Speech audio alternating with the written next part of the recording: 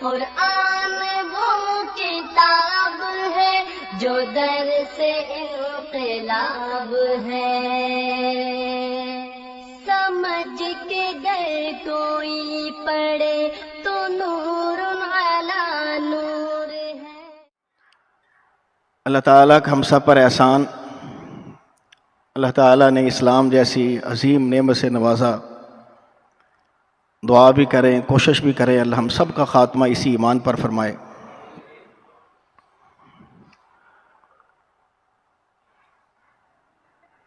یہ بھی اللہ تعالیٰ کا ہم سب پر احسان،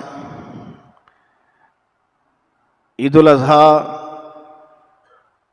ہمیں دیکھنا نصیب ہوئی۔ آج اس کی عید الاضحیٰ کی ایام تشریق کی 12ویں تاریخ بھی ہم دیکھ رہے ہیں۔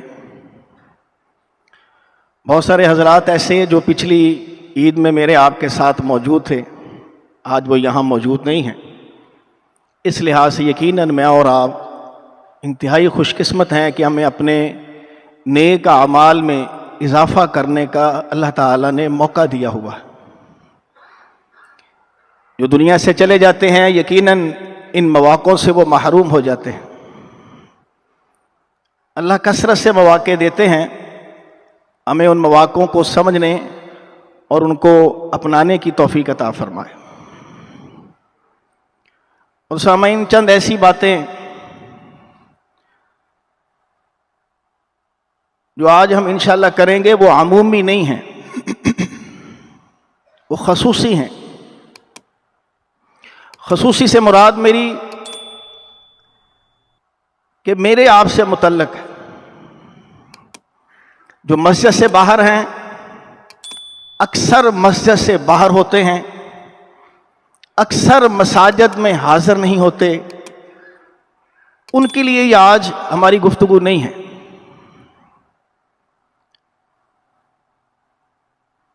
میں اور آپ ایک کڑوی حقیقت کو جانتے ہیں کہ مسلمانوں پر نماز فرض ضرور ہے،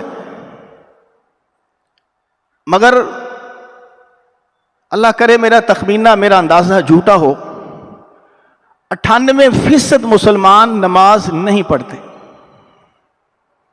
اللہ کرے یہ اندازہ غلط ہو۔ عمومی جو ہم دیکھتے ہیں کہ 98%، 2، 3، 4، بہت زیادہ تکلف کرنا ہے، 5-10% کہہ لیں مسلمان نماز پڑھتے ہیں۔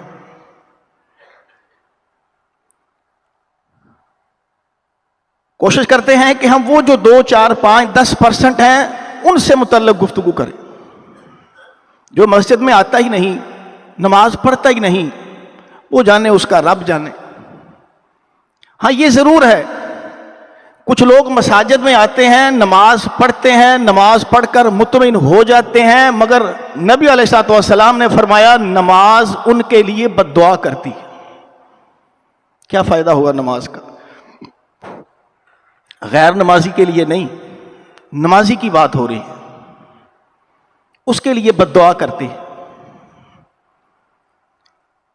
دوسری حدیث کے مطابق نمازی نماز پڑھ کے فارغ ہوتا ہے تو حدیث کے مطابق وہی نماز جو اس نے پڑھی تھی بطور سزا اور وعید کے رد کرنے کے اشارے سے اللہ وہ نماز اس نمازی کے منہ پر مارتے ہیں، چل دفع ہو، تیری نماز ہم نے قبول ہی نہیں کی۔ اس لیے مجھے آپ کو فکر کرنی ہے، ان کے لیے دعا گو ہیں ہم جو مساجد میں نہیں آتے، نماز نہیں پڑھتے، نماز کی فکر نہیں ہے، اللہ ان کو بھی توفیق عطا فرمائے۔ مگر آپ کیا سمجھتے ہیں کہ مجھے آپ کو دیکھ کر ابلیس راضی ہوتا ہے؟ بڑے غصے میں ہے، وہ کہتا ہے یہ آ گئے ہیں، اب کسی انداز سے میں ان کی نمازیں تو خراب کروں، یہ نماز پڑھ کے بھی بے نمازی رہے۔ اور ایسا ہو رہا ہے۔ یہ نہیں ہے کہ غلطی ہوتی نہیں ہے، غلطی ہونی ہے۔ رسول اللہ صلی اللہ علیہ وسلم کی زندگی میں مسجد نبوی کے اندر ایک صحابی نے نماز پڑھی ہے، وہ 3 بار آپ کے پاس آیا ہے، اس نے سلام کیا ہے، ارجی فصلی فإنک لم تصلی کہہ کر آپ نے اس کو بھیجا ہے، بھائی واپس جاؤ، تیری نماز نہیں ہوئی۔ وہ 3 بار واپس گیا ہے، پھر نماز پڑھی ہے، پھر واپس آیا ہے۔ آپ نے پھر واپس بھیجا ہے، تیری نماز نہیں ہوئی، نماز پڑھ رہا ہے۔ یہ نہیں ہے کہ اللہ کے نبی کو اس کو نماز کو پڑھتے دیکھ نہیں رہے، دیکھ رہے ہیں، سامنے پڑھ رہا ہے مسجد نبی میں۔ پھر کہا جا رہا ہے فَإِنَّكَ لَمْ تُصَلِّ، او بھائی تو نے جو نماز پڑھی ہے وہ ایسے ہی ہے گویا تو نے پڑھی نہیں۔ یہ وہ چیزیں ڈھونڈیں کہ کون سی ایسے اعمال ہیں، کون سے ایسے کام ہیں، کون سی ایسی باتیں ہیں جن سے ہم آ کے بھی مسجد سے باہر ہیں۔ دکان چھوڑی ہے، گھر بار چھوڑا ہے، بزنس چھوڑا ہے، دوستوں کی مجلس چھوڑی ہے، رات کی نیند چھوڑی ہے، صبح کی نیند چھوڑی ہے، مسجد میں آئے ہیں، آنے کے باوجود ٹائم ضائع، کچھ بھی نہیں ملا۔ کتنی بڑی بدبختی ہے کہ اللہ تعالیٰ اشارہ بھی کر رہے ہیں فَوَيْلٌ لِّلْمُصَلِّينَ، نمازیوں کے لیے وہ ویل، وہ خاص جو جہنم ہے، اللہ کہتے ہیں وہ خاص بددعا اللہ نے نمازیوں کے لیے کی ہے کہ اللہ تعالیٰ تباہ و برباد کرے ایسے نمازیوں کو۔ ناراض نہ ہوئیے گا، ہم مسجد میں آتے ہیں، نماز پڑھتے ہیں، ہمیں نہیں پتا ہم کیا پڑھتے ہیں، چند باتوں کی شاید اللہ ماشاءاللہ کسی کو خبر ہو۔ 99%، میں پھر کہوں گا اللہ کرے میرا یہ اندازہ بھی جھوٹا نکلے، غلط نکلے، 99% مسلمانوں کو پتہ ہی نہیں ہم پڑھ کیا رہے۔ اور انسانی فطرت ہے، انسان جو کام شوق سے کرتا ہے، ذوق سے، جذبے سے، خوشی سے، دل سے، اپنی مرضی سے کرتا ہے، اس کام میں آپ کو بڑی ہی خوبصورتی اور پائیداری نظر آئے گی۔ جو کام وہ گن پوائنٹ پہ کرتا ہے، زبردستی کرتا ہے، مردہ دل کے ساتھ کرتا ہے، بے دلی کے ساتھ کرتا ہے، اس میں خوبصورتی نہیں آئے گی۔ ہمارے 99% نمازیوں کی خوبصورتی نماز کی ہے ہی نہیں، اس لیے کہ ہمیں پتہ ہی نہیں ہم کس کے سامنے کھڑے ہیں، کس سے بات کر رہے ہیں اور کیا کر رہے ہیں۔ یہ پتہ ہے مسجد اللہ کا گھر ہے، اللہ کے سامنے کھڑے ہیں، آغاز میں ہی پہلا لفظ اللہ نے ہماری زبان سے نکلوایا، بول سب سے پہلے بتلا سب سے بڑا کون ہے؟ کہتے ضرور ہے ہم، اللہ اکبر، اللہ تو سب سے بڑا ہے۔ اللہ کو سب سے بڑا مان کر کیا ہم جی رہے؟ نہیں، جی اپنی مرضی سے رہے۔ جیسے عام مقولہ مشہور ہے، اللہ کو تو مان رہے ہیں، اللہ کی نہیں مان رہے۔ کاش ہم نے اللہ کی بھی ماننی ہوتی تو شاید یہ جو آپ اور میں نے آپ کو بتلایا 2, 4, 5% کا طبقہ ہے، اس کی بھی نمازیں نہ ضائع ہوں۔ ناراض نہ ہوئیے گا، میں اور آپ خود دیکھیں کتنے بھائیوں کو نماز کا ترجمہ آتا ہے، اللہ کے سامنے آ کر کھڑے ہو گئے ہیں، سبحانک اللہ یا اللہم باعد پڑھی ہے، الحمدللہ رب العالمین کہا ہے، کیا معنی ہے، کیا مفہوم ہے اس کا؟ اللہ اکبر کا کیا مفہوم ہے؟ آخر کیا اس لفظ کے اندر، اس نعرے کے اندر ہے کیا؟ بار بار یہی کلمہ، نماز کا آغاز اللہ اکبر، رکوع میں جا رہے ہیں اللہ اکبر، رکوع سے اٹھ رہے ہیں اللہ کی حمد، سجدے میں جا رہے ہیں اللہ اکبر، اٹھ رہے ہیں اللہ اکبر، پھر جا رہے ہیں اللہ اکبر، پھر اٹھ رہے ہیں اللہ اکبر، بار بار اللہ اکبر اللہ اکبر۔ کچھ جملے میں کچھ ہے جو مجھے آپ کو نہیں خبر، اللہ کو پتہ ہے اس کے اندر کیا ہے، صحابہ کو خبر تھی اس میں کیا ہے۔ وہ اسی انداز سے کھڑے ہوتے تھے کہ بعض صحابہ نماز پڑھ رہے ہیں، دشمن تیر مار رہا ہے، خون نکل رہا ہے، زخم آ گیا ہے، اس کے باوجود نماز منقطع نہیں کر رہے، نماز میں تلاوت کر رہا تھا، مزہ بڑا آ رہا تھا، میں نے کیا نماز توڑنی ہے، اپنی صورت پوری کر کے پھر ہی میں نماز ختم کروں گا، سلام پھیروں گا۔ ہماری نمازیں ہیں ایسی؟ ہم تو گھر اور کاروبار کا حساب ہی اپنی نماز میں کرتے ہیں، ہمیں تو بھولی ہوئی چیزیں ہی نماز میں یاد آتی ہیں، بدلائیے وہ ہم سے دشمنی والا عمل کر کے ہم پر غصہ نکال رہا ہے. اچھا مسجد میں آ گیا ہے, تجھے میں پڑھنے دیتا ہوں نماز, ٹھہر جا. اور ہم اس لحاظ سے ناکام اور فیل ہو رہے ہیں. الحمدللہ رب العالمین, تمام تعریفیں اللہ ہی کی ہیں. گویا ہم تسلیم کرتے ہیں کہ ہر چیز اللہ کی ہے, تمام عالم کا وہ رب ہے. الحمد کے اندر دونوں معنی پائے جاتے ہیں, تعریف بھی شکر بھی.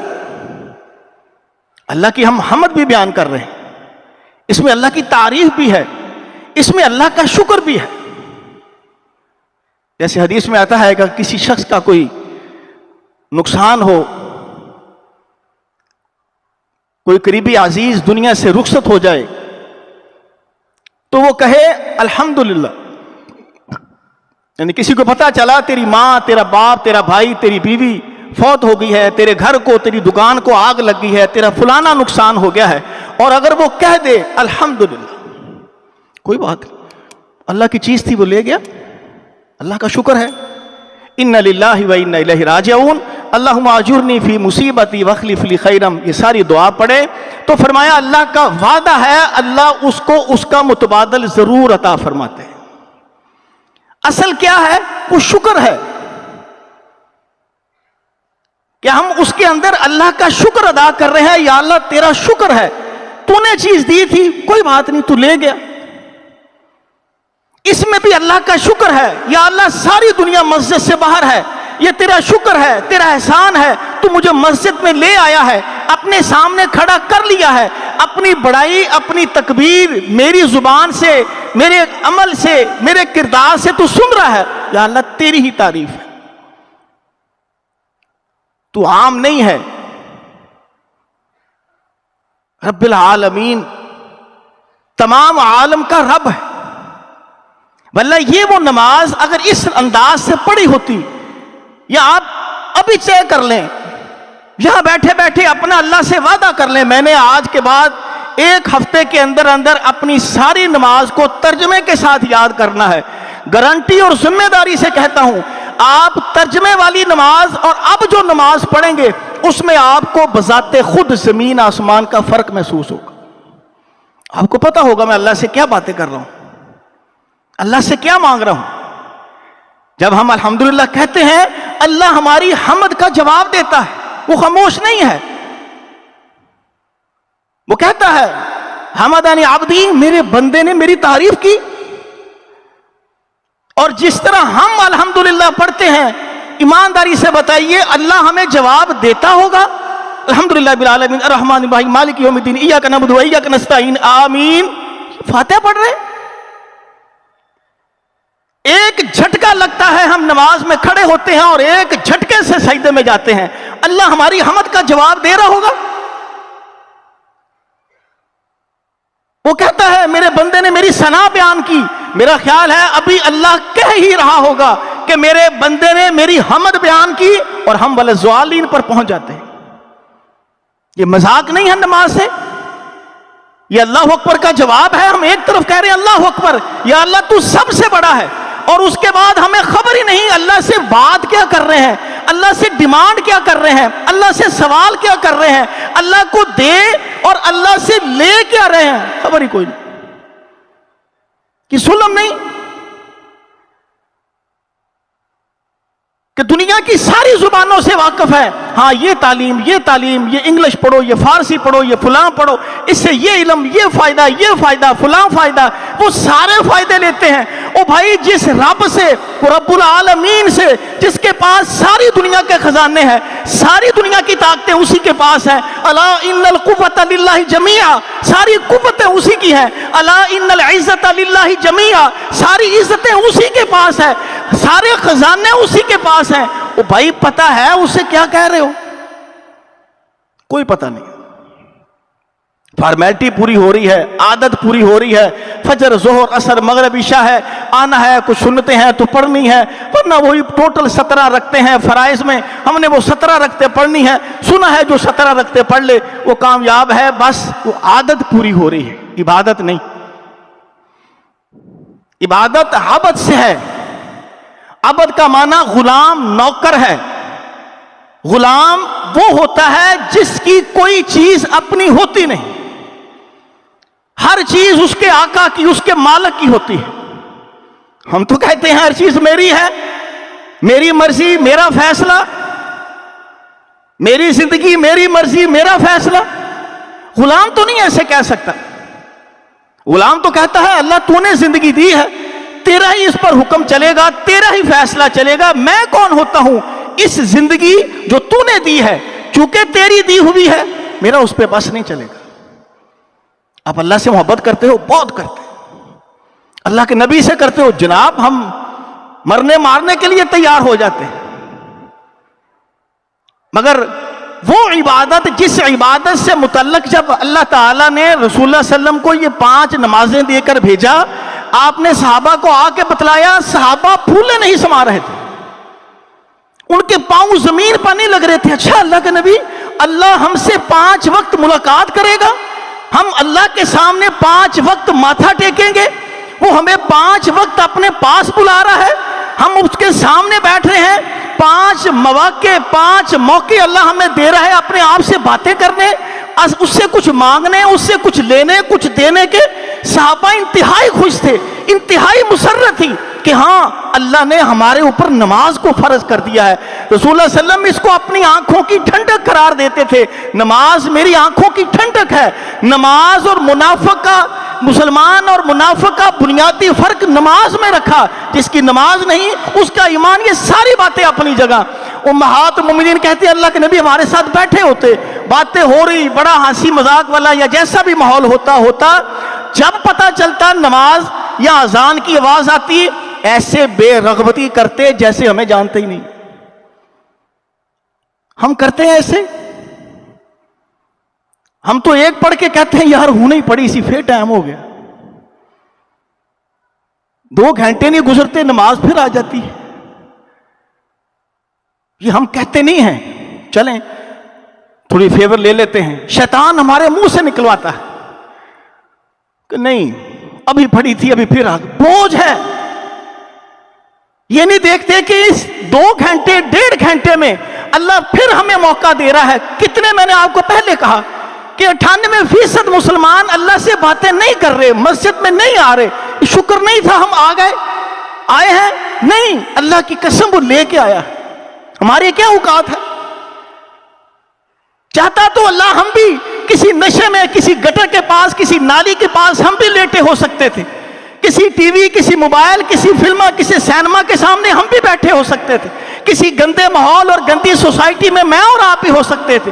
کیا جمعہ، کیا فجر، ظہر، مغرب، عشاء، ہمیں کیا پتا ہونا تھا؟ یہ اس کا احسان تھا، وہ ہمیں مسجد میں لایا ہے، لا کے اپنے سامنے کھڑا کیا ہے۔ کچھ تو میں اور آپ کریں، اب سب اسی نے کرنا ہے۔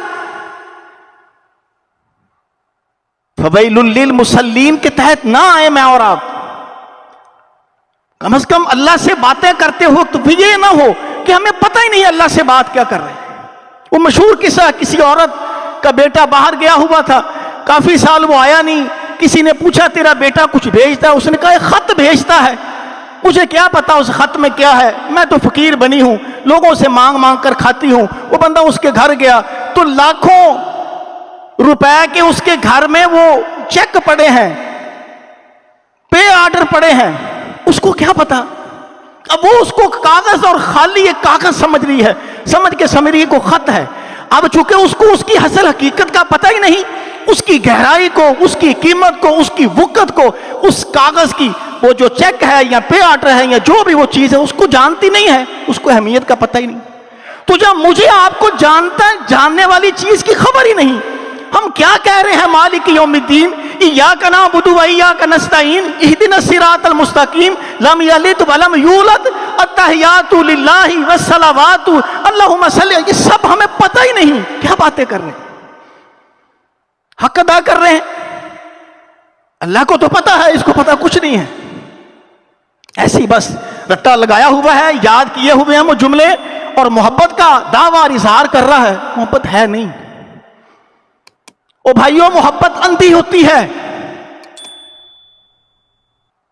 تو یہ گندا اور گھٹیا کام عشق مشوقی والا، مگر اللہ سے اور نبی سے محبت کے معاملے میں ان کم وقت عاشقوں سے سیکھنا چاہیے محبت کیسے ہوتی ہے، کہ وہ جیسے اپنے اس گھٹیا اور گندی محبت کرتے ہیں، آپ پاکیزہ محبت اللہ اس کے نبی سے کریں، کہ جب آدمی سچی محبت کرتا ہے اس کو کوئی اور ہوش نہیں ہوتی۔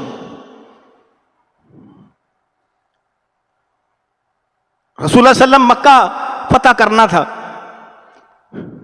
جنگ کی تیاری کی، صحابہ کو پابند کیا، کسی کو خبر نہیں دینی، مکے سے بات باہر نہ نکلے کہ ہم مکے والوں پر، مدینہ سے بات باہر نہ نکلے ہم مکے والوں پر حملہ کرنے والے ہیں اور مکہ فتح کرنا ہے۔ لمبا قصہ ہے، انہوں نے اپنے عہد و پیمان توڑے تھے، اس وجہ سے اللہ کے نبی ان پر حملہ کرنے لگے تھے۔ آپ نے حضرت علی کو بلایا، علی دو ساتھیوں کو ساتھ لو، فلاں ایک جگہ ہے وہاں پہنچ جاؤ، وہاں ایک عورت ملے گی، اس کے پاس ایک حقہ ہے، وہ لے کے آؤ،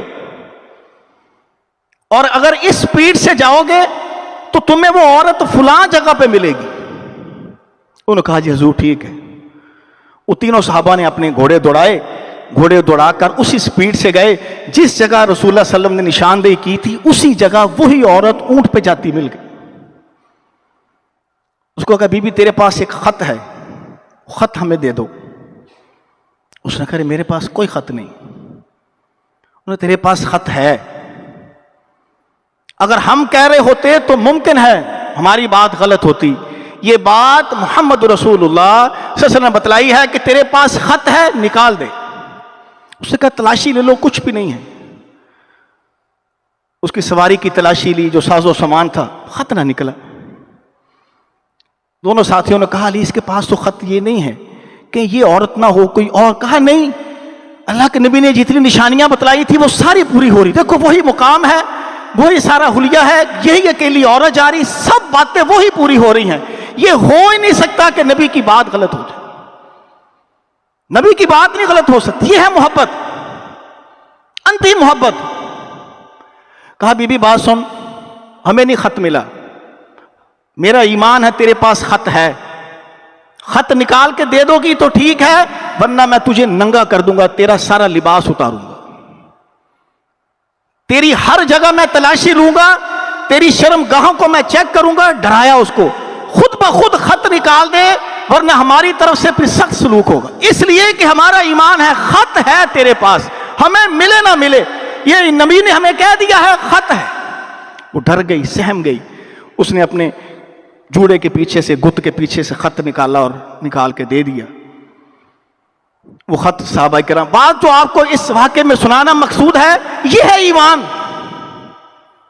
کہ نبی سے اگر محبت کے دعوے دار ہیں تو پھر نبی کی بات پر منوان عمل کے لیے تیار ہو۔ کم از کم نماز میں کھڑے ہو کر اللہ سے باتیں کر رہے ہیں تو ہمیں خبر ہو، جس اللہ سے محبت کے دعوے دار ہیں، جس نبی سے محبت کے دعوے دار ہیں، کیا وہ اس طرح اللہ سے محبت کرتے تھے؟ ان کی گفتگو، ان کی باتیں، ان کا رکوع، ان کا قیام، ان کا سجدہ اس انداز کا ہوتا تھا؟ جیسے میں نے آپ کے سامنے فاتحہ پڑھی ہے، اسی طرح رکوع میں ہم دعائیں پڑھتے ہیں، اسی طرح سجدے میں دعائیں پڑھتے ہیں، اسی طرح ہماری اتحیات ہوتی ہے، توجہ ہماری کہیں ہوتی ہے۔ کہاں کھڑے ہیں؟ اللہ کے سامنے۔ کون اللہ؟ وہ جو جھوٹے سچے سب بادشاہوں کا شہنشاہ ہے، سب بڑوں کا سب سے بڑا، وہ اللہ اکبر ہے، اس کے سامنے کھڑے ہیں، اس کو کہہ کیا رہے ہیں، اس سے مانگ کیا رہے ہیں، ہمیں نہیں پتا۔ کہہ تو رہے ہیں کہ اہدنا الصراط المستقیم، ہمیں نہیں پتا راستہ کون سا۔ ایاک نعبد و ایاک نستعین، کیا مطلب ہے اس کا؟ ہمیں کیا پتا۔ سورہ فاتحہ ہے، سنا ہے بڑی اس کی فضیلت ہے، کوئی بیمار ہو، کوئی زہریلی چیز کاٹ جائے، اس کا دم کرے بندہ ٹھیک ہو جاتا ہے، بس۔ کم از کم مجھے آپ کو نہیں کرنا چاہیے، اس لیے کہ اللہ کی توفیق سے، اس کے فضل سے ہم وہ صرف 2-3% ہیں جو میں نے آپ کو بتلایا کہ امت مسلمہ کی یا پاکستان کی بات کرتے ہیں کہ 98% لوگ تو مسجد میں آئے نہیں رہے، نمازی ہے ہی نہیں وہ۔ ایسے جھوٹے وعدوں سے بات نہیں بنے گی۔ حضرت علی رضی اللہ تعالی عنہ کا قصہ، جنگ نہروان ہوئی، خارجیوں کا جو سردار تھا اس کی نشانیاں بتلائی تھی اللہ کے نبی نے. چھوٹا قد ہوگا, گھنی داڑھی ہوگی, قرآن کی تلاوت بڑی کریں گے, قرآن حلق سے نیچے نہیں جائے گا, مسلمان کو قتل کریں گے, کفار اور مشرکین کو چھوڑیں گے, اور اس کا ایک جو گروہ کا سردار ہوگا اس کا ایک ہاتھ فالج زدہ ہوگا, لٹک رہا ہوگا, چھاتی اس کی باہر نکلی ہوگی. دیکھنے کو وہ دنیا کا سب سے بڑا ولی اللہ لگے گا, مگر وہ خارجی ہوگا, وہ جہنم کا کتا ہوگا. حضرت علی کے ساتھ لڑائی ہوئی, جنگ ہوئی, لاشوں کے ڈھیر لگا دیے خارجیوں کے. بعض صحابہ کے تابعین کے ذہن میں آیا کہیں یہ نہ ہو اتنے سارے ہم نے خارجی قتل کر دیے ہیں, ممکن ہے یہ خارجی جن کے متعلق اللہ کے نبی نے کہا ہے یہ جہنم کے کتے ہیں, یہ ہوں ہی نہ. کہا نہیں, میں نے اللہ کے نبی کی زبان مبارک سے اس کی نشانیاں سنی ہیں, اور اس نشانیوں کا جو لیڈر ہے اس جنگ میں موجود ہے, اور وہ ضرور اس جنگ میں قتل ہوا ہے, اس کی لاش کو ڈھونڈو. اللہ کے نبی نے جو نشانیاں بتلائی ہیں وہ ضرور پوری ہوگی, میرا ایمان ہے, نبی کی بات غلط نہیں ہو سکتی. صحابہ کو بھیجا, ساتھیوں کو, وہ گئے لاشوں کے جہاں ڈھیر لگے تھے وہاں جا کے لاشیں آگے پیچھے اوپر نیچے کی, بندہ کوئی نہ ملا. کہا جاؤ دوبارہ پھر جاؤ, 2-3 ساتھیوں کو اور بھیجا, جاؤ یار تم یہ اس کی نشانیاں تم سب نے سنی ہوئی ہیں, ڈھونڈو اس جیسا کو بندہ. وہ پھر گئے, پھر کچھ نہ ملا. کہا میرے ساتھ آؤ میں چلتا ہوں. خود گئے, ان خارجیوں کی لاشوں کے ڈھیر لگے. یہ خارجی وہی خارجی ہیں جن کی تمثیل آج ہماری فوج بھی بیان کر رہی ہے. واللہ عالم یہ ہے کہ نہیں ہے, مگر جو رسول اللہ صلی اللہ علیہ وسلم نے پیش گوئی کی تھی اس دور میں اور خارجیوں کی نشانیاں بتائی تھی, بدقسمتی سے وہ منوان پوری ہیں. ہمیں نہیں پتا یہ خارجی جس کے متعلق ہماری فوج کہہ رہی ہے یہ وہی ہے, ہمیں نہیں خبر, مگر نشانیاں جو اللہ کے نبی نے بتلائی ہے وہ ایسے ہی ہے کہ قرآن بہت زیادہ پڑھیں گے, قرآن حلق سے نیچے نہیں جائے گا. ظاہری طور پر بڑی بڑی داڑیاں, اونچی اونچی شلواریں, منہ سے اذکار, تسبیحات, درود شریف, یہ سب کچھ پڑھیں گے. رسول اللہ صلی اللہ علیہ وسلم نے سب سے بڑی نشانیوں میں سے ایک نشانی بتلائی, کافر مشرک کو چھوڑیں گے, مسلمان کو قتل کریں گے. آپ اندازہ لگا لیجئے, ان کے آپ دہشت گردیاں چیک کر لیجئے, 99% ان کے دھماکے مسلمانوں کی مسجدوں, مسلمانوں کی مارکیٹوں, مسلمانوں کی گھروں, مسلمانوں کے بازاروں, مسلمانوں کی گاڑیوں پر 99% ہو رہے ہیں. نشانیاں خارجیوں والی پوری ہیں, ہے کہ نہیں ہے اللہ جانے تو وہ جانے. حضرت علی بذات خود گئے, کہا اس کو اٹھاؤ, اس کو اٹھاؤ. جو ڈھیر تھے لاشوں کے وہ آگے پیچھے کروائے, کچھ بھی نہ ملا. بڑے پریشان کہ ہو نہیں سکتا, رسول اللہ صلی اللہ علیہ وسلم کی پیش گوئی جھوٹی نہیں ہو سکتی. اچانک نظر پڑی, ادھر ایک گڑھا تھا, اس میں کچھ لاشیں پڑی تھی. کہا اس گڑھے میں سے لاشیں نکالو. اس گڑھے میں سے لاشیں نکالی تو اللہ کی شان, نکالتے نکالتے سب سے نیچے جو لاش تھی وہ نکالی. حضرت علی نے فوری اللہ اکبر کا نعرہ لگایا, کہا یہ دیکھو. اس کی جب لاش باہر نکالی, منوان وہی نقشہ جو امام الانبیاء نے کھینچ کر بتلایا تھا کہ خارجیوں کا جو لیڈر ہوگا, جو ان کا رہنما ہوگا, راہبر ہوگا, اس کی جو نشانیاں, ہاتھ فالج زدہ ہوگا, لٹک رہا ہوگا جیسے عام گوشت کا اضافی ٹکڑا ہوتا ہے, گھنی داڑھی ہوگی, سینہ آگے نکلا ہوگا, جو نشانیاں بتلائی تھی ساری نشانیاں دیکھی, صحابہ کو بھی دکھایا تاکہ کسی کو غلط فہمی نہ رہے. ہم نے یہ جو درجنوں کے حساب سے جہنم میں بھیجے ہیں یہ مسلمان نہیں ہیں, یہ کم وقت سارے خارجی تھے, اسلام دشمن تھے. یہ دیکھو ان کا بڑا لیڈر سردار, ساری نشانیاں اس کی منوان موجود ہیں. ایسا ایمان جب بندہ محبت کرتا ہے تو پھر ایمان ایسا ہی ہوتا ہے. پھر اگلے کی کوئی بات غلط بھی ہو اس کو غلط لگتی نہیں. یہاں تو نبیوں کا سردار ہے, اس کی بات کیسے غلط ہو جانی؟ یہاں تو رب العالمین ہے, اس کی بات کیسے غلط ہونی؟ اس لیے کوشش کریں اپنی نماز پر بذات خود غور کریں. جو میں نے آپ کو حدیث سنائی تھی آغاز میں کہ آپ نے اس کو بھیجا, چل ارجع فصلی فإنک لم تصلی. کیا تھا؟ فرمایا تم میں سے سب سے بدترین وہ ہے چور ہوتے ہیں، جوتی چوری کرتا ہے، موٹر سائیکل چوری کرتا ہے، سائیکل چوری کرتا ہے، فرمایا سب سے برا ترین چور وہ ہے جو نماز کا چور۔ اس کا مطلب ہے ہم نمازیوں میں نماز چوری کرنے والے بھی مسلمان ہیں۔ وہ کرتے کیا ہے؟ فرمایا مرغ کی طرح نماز پڑھتے ہیں، نماز میں اطمینان نہیں ہے، سکون نہیں ہے، جلد بازی کے ساتھ، کالی کے ساتھ رکوع کیا ہے، ساتھ ہی سمی اللہ علیہ حمیدہ، سجدے میں گئے ہیں، تسلی سے کچھ نہیں پڑھا، پھر اللہ اکبر، پھر یہ نہیں نماز۔ فرمایا آدمی جب رکوع سے اٹھے اس کی ہڈیاں، اس کے سارے جوڑ اپنی جگہ پر آ جائیں، سیدھا کھڑا ہو۔ ہم نے اپنی آنکھوں سے دیکھا، کمر سیدھی ہوئی نہیں رکوع کی، فوری اللہ اکبر۔ یوٹیوب پہ بڑے کلپ موجود ہیں، دیکھ لیجئے گا۔ سجدہ پہلا کر کے ابھی اٹھ کے سیدھے بیٹھے نہیں ہیں، ابھی آدھے راستے میں ہے، پھر اللہ اکبر کہنے والا کہتا ہے، دوبارہ پھر سجدے میں چلے جاتے ہیں۔ یہ ہم نماز پڑھ رہے ہیں، یہ بدترین چور ہیں، مرغ کے ٹھونگوں کی طرح ہم نماز پڑھتے ہیں۔ تو بتائیے پھر یہ نماز ہمارے لیے بد دعا ہی کرے گی؟ ایسی نمازیں پھر فویل للمصلین الذین هم عن صلاتهم ساہون، یہ ہم ہی تو ہیں۔ اور اگر ہم سمجھے ہم ہی ہیں، پھر کچھ توقع بھی ہے ہماری رہنمائی کے، ہمارے سیدھے راستے پہ آنے کے۔ میں یہ سمجھتا رہوں نہیں، یہ غلطیاں آپ لوگوں کے اندر ہے، بس میرا بیڑا غرق ہو گیا۔ آپ یہ سمجھے کہ نہیں، یہ جو بتلانے والا بتلا رہا ہے، یہ غلطیاں کسی اور میں ہیں، ہمارے اندر نہیں ہے، اس کا بھی ستیاناش۔ جب غلطی کا پتہ چلے فوری اس کی اصلاح خود بخود کریں، ڈھونڈیں، اپنا گریبان جھانکیں، اپنا عمل دیکھیں، میں کہاں غلط ہوں۔ یہ رمضان جب آتا ہے، ہم اسی لیے رمضان کے پہلے 2 4 5 دنوں میں ساری نماز دہراتے ہیں، نماز کا سارا طریقہ دہراتے ہیں۔ کیوں؟ اسی لیے یار سارے سال میں کوئی نہیں بتاتا، چلو بتاؤ، انسان ہے، بھول جاتے ہیں، غلطیاں ہو جاتی ہیں۔ مجھے اچھی طرح یاد ہے شروع سوڑی گلی میں جب ہم نے درس دیا، وہاں لوگوں کو بتایا غسل احتلام کا طریقہ۔ سوڑی گلی والے بھائی بیٹھے ہیں، ناراض نہ ہوئیے گا، 95% لوگوں کو پاک ہونے کا طریقہ ہی نہیں پتا تھا۔ 95% میں کہہ رہا ہوں، سفید داڑھیوں والے بوڑھے بزرگ میرا ہاتھ پکڑ کر شرما کے سائڈ پہ کرتے تھے، پر سب ذرا دوبارہ دسنا کہ میں دسے سے خوشی ہوتی تھی ہمیں، چلو کم از کم احساس تو ہوا۔ یہ تو نہیں کہ آدمی شرمندگی سے بول ہی نہ، پوچھے ہی نہ، علم آتا ہی پوچھنے سے ہے۔ میں جو جتنی باتیں بتا رہا ہوں، یقین کیجئے اس سے آپ کو اتنا فائدہ نہیں ہونا۔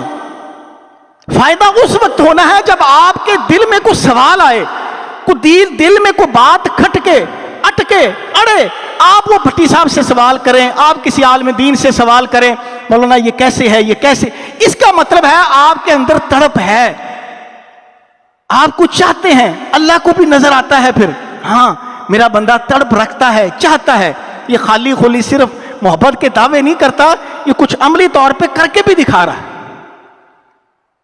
اس لیے میرا خیال آج کے دن میں اور آپ اپنے آپ سے وعدہ کریں، اللہ سے وعدہ کریں، ہم نے اپنی نمازوں کی اصلاح کرنی ہے، ہم نے اپنی نمازوں کو ترجمے کے ساتھ یاد کرنا ہے، اور اگر ممکن ہو سکے جنازے کی دعاؤں کو ترجمے کے ساتھ یاد کرنا ہے، جنازے کی دعاؤں کو بھی یاد کرنا ہے، ترجمے سے بھی کرنا ہے، تب آپ کو پتا چلے گا کہ ہاں ہم جنازہ جو پڑھ رہے ہیں اللہ سے کیا باتیں کر رہے تھے، میت کے لیے کیا سفارشیں ہو رہی تھی، میت کے لیے کیا باتیں ہو رہی تھی۔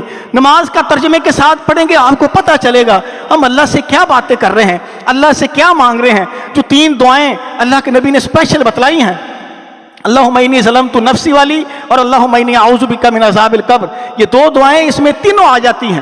وہ تینوں چیزیں اللہ سے ہم بار بار مانگ رہے ہیں، تو اگر ہم اس کا ترجمہ اور دعاؤں کے الفاظ ہمیں یاد ہوں گے، ذہن میں ہوں گے، انشاءاللہ پھر ہماری توجہ بھی نماز میں رہے گی، پھر ہمارا مفہوم ہمیں سمجھ آئے گا ہم اللہ سے کیا باتیں کر رہے ہیں۔ جب آدمی کو پتہ ہی نہ ہو وہ کیا رہا ہے، اس کی پھر نماز میں توجہ ہی نہیں ہوتی۔ جب توجہ ہی نہیں ہوتی، اللہ نے پھر ہماری کیا سننی ہے؟ پھر شیطان بھی کہتا ہے اللہ تیری سن نہیں رہا، اللہ ہے ہی نہیں، چھوڑ اللہ کو، وہاں جا دھاگا باندھ، وہاں جا چادر چڑھا، وہاں جا جھاڑو رکھ، یہ کر وہ کر، وہ بھی پھر ہمیں الٹے سائڈ پہ لگا دیتا ہے۔ ہمیں بھی سمجھ آتی ہاں یار اتنی دیر سے میں اللہ سے یہ چیزیں مانگ رہا ہوں، نہیں مل رہی۔ جب ملنے کا وقت آتا ہے انسان الٹی سائڈ پہ چلتا ہے، اللہ اس کو دے دیتا ہے، وہ سمجھتا ہے ہاں یہ یہیں سے ملا ہے، اللہ کمزور ہے، یہ سارے بزرگ طاقتور ہیں۔ ایسا نہیں. ہر چیز اللہ کے پاس ہے, خزانے اسی کے پاس ہیں. وَلِلَّهِ خَزَائِنُ السَّمَاوَاتِ وَالْأَرْضِ. اگر اللہ تعالیٰ نہیں دے رہا اس میں بھی کوئی حکمت ہے. میں تو اکثر کہتا ہوں اللہ اگر دے دے شکر ادا کریں, نہ دے جو آپ مانگ رہے تھے, نہ دے 10 بار شکر ادا کریں. اس لیے کہ جو نہیں مل رہا اس کا نعم البدل اتنا ہے کہ آپ اور میں تصور نہیں کر سکتے. فرمایا قیامت کے دن جب اللہ دنیا میں قبول کی ہوئی دعاؤں کا اجر دے گا, بندہ حیران ہوگا کہ یہ میری دعائیں دنیا میں قبول نہیں ہوئی, یہ اس کا اجر ہے. ہائے کاش دنیا میں میری دعا کوئی قبول ہوتی نہ. اللہ مجھے اور آپ کو عمل کی توفیق عطا فرمائے. وما علینا الا البلاغ المبین.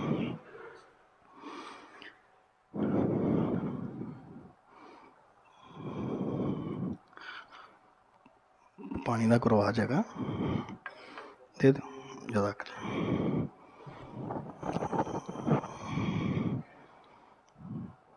ایک ادھر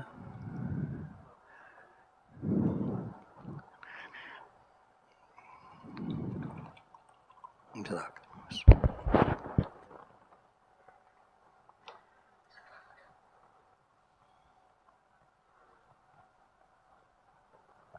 جزاک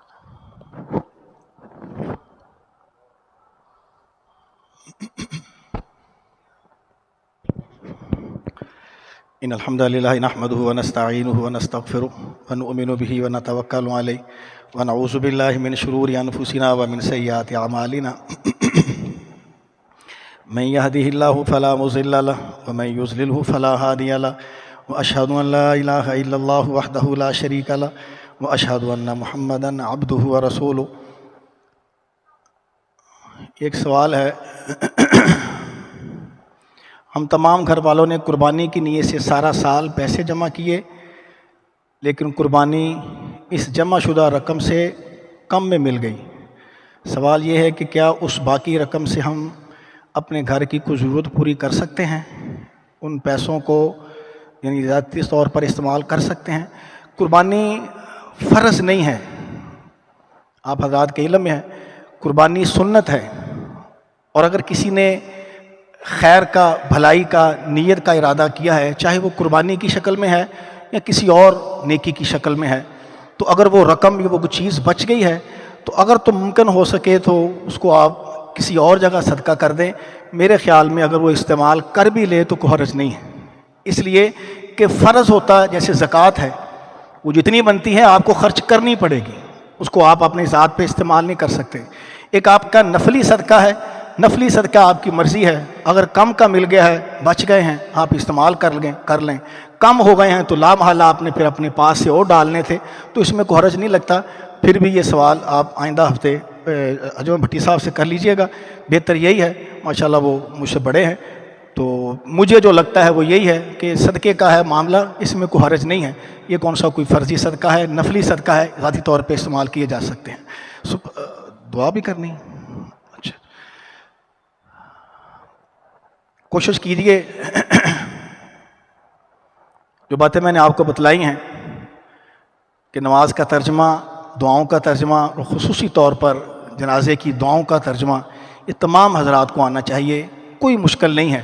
یہ نہ سمجھیے گا ہم بوڑھے ہو گئے ہیں, ہم جوان ہو گئے ہیں, کاروباری ہیں, مصروف ہیں, وقت نہیں ملتا, کوئی ایسی بات نہیں. روزانہ اگر ایک لفظ کا ترجمہ بھی آپ یاد کرنا شروع کریں, انشاءاللہ العزیز اللہ سے بڑی امید ہے آپ ساری دعائیں اور ساری نماز کا ترجمہ یاد کر لیں گے. فرض کریں, کوشش کر رہے ہیں, نہیں ہو رہا, پھر کوئی ایسی بات نہیں, پھر کیا ہوا, کم از کم کوشش کا اجر تو لیں. اللہ کو یہ تو دکھائیں اور بتائیں کہ اللہ میں کوشش کر رہا ہوں, میرے منہ پہ چڑھ نہیں رہا, مجھے یاد ہو نہیں رہا, وہ ایک علیحدہ ایشو ہے. اس لیے کوشش کریں, انشاءاللہ العزیز من جدہ واجدہ, اللہ کے نبی کا فرمان ہے, جو آدمی کوشش کرتا ہے اللہ تعالیٰ اس کو ضرور عطا کر دیتا ہے. دعا اور کوشش کرے, اللہ ہم سب کو عمل کی توفیق عطا فرمائے. جو ہم نے قربانیاں کی ہیں اللہ ان قربانیوں کو قبول فرمائے. جو مریض ہیں اللہ تعالیٰ ان کو صحت کاملہ عاجلہ عطا فرمائے. جو دنیا سے رخصت ہو گئے ہیں اللہ سب کی بخشش فرمائے. جن کے والدین زندہ ہیں اللہ تعالیٰ ان کی اولادوں کو ان کی خدمت کرنے کی توفیق عطا فرمائے. والدین یا ان میں سے کوئی ایک اگر دنیا سے رخصت ہو گیا ہے, ان کے لیے دعائیں اور صدقہ جاریہ کر کے ان کے لیے جنت کا اعلیٰ درجہ بنانے کی ان کو توفیق عطا فرمائے. اللہ پاکستان کی حفاظت فرمائے, پاکستان کو اسلام کا قلعہ بنائے. اللہ خارجیوں کا ستیہ ناش فرمائے. جو اسلام دشمن پاکستان دشمن ہیں وہ میرے میں سے ہیں، آپ میں سے ہیں، حکمرانوں میں سے ہیں، فوج میں سے ہیں، جہاں سے ہیں، اے اللہ ان کا ستیہ ناش فرما۔ اسلام دشمن پاکستان دشمنوں کو نیست و نابود فرما۔